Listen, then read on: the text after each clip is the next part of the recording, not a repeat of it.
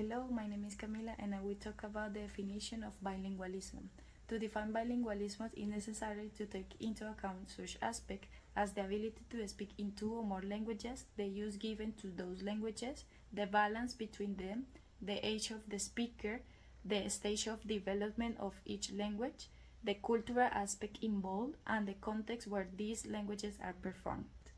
It's important to take into account the communicative abilities like listening, reading, speaking, and writing, as well as the language components like grammar, vocabulary, phonology, and graphology.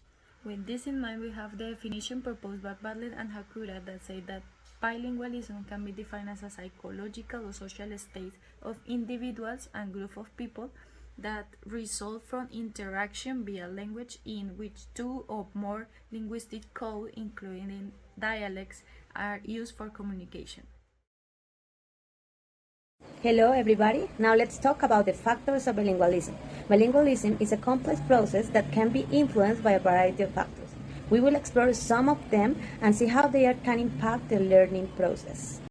According to Garcia, 2017, the ability to speak a language and the willingness to do it depending on several factors such as age, motivation, cognitive development, learning environment, and cultural background.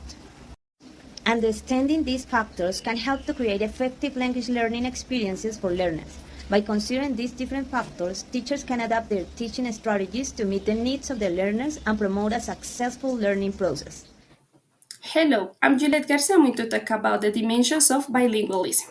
Bilingualism is a controversial concept because we have to take into account the distinction between bilingualism as a personal asset or as a group possession. In the first one, we have social bilingualism. This one is when a country, two or more languages are used on the daily basis. For example, in Canada, where English and French are spoken. Individual bilingualism is more related to a personal level for bilingualism usage, how the person uses the language in different situations, how they make decisions if they use one language or the other. Those decisions people make are related to the language ability.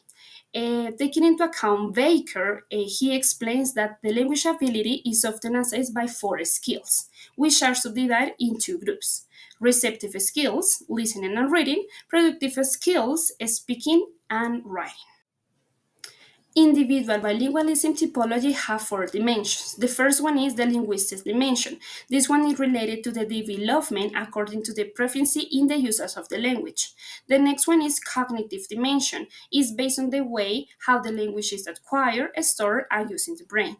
The next one is the development dimension. This one is linked how the languages are used. And finally, the social dimension, how people use the language in social contexts. Now let's continue with translanguage. Translanguaging, according to Garcia and Otegi, is an unitarian meaning-making system of a speaker, where the speaker has the power to make decisions and selection between languages. That doesn't mean that it's possible that the speaker can use the L1 and L2 in the same message. For example, I went to the bakery y compré 2,000 de pan. This example is reflected the culture, the community, the linguistic components that are grammar and vocabulary, and the speaker's identity. And as a conclusion, translanguaging breaks the frontiers and the hegemony between languages, creates equality between monolingual and bilingual speakers, and returns the power to them. Now, let's continue with the structuralist and post-structuralist perspectives.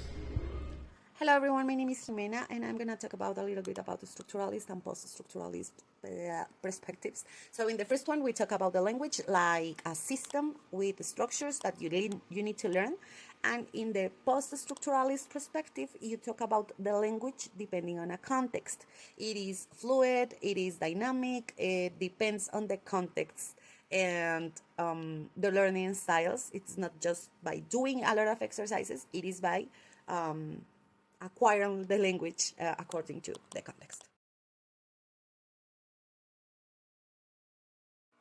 Now, according to Garcia in 2014, he says, language is not merely a tool for communication, but a means by which identities are constructed and power relations are negotiated.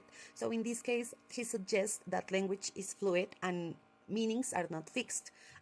It allows learners to understand and experience the language as a dynamic process. It depends on the culture, the social context, and historical context too. So this view highlights the importance of seeing language as a side of both empowerment and construct the learning process. Thank you so much for watching, and see you next time.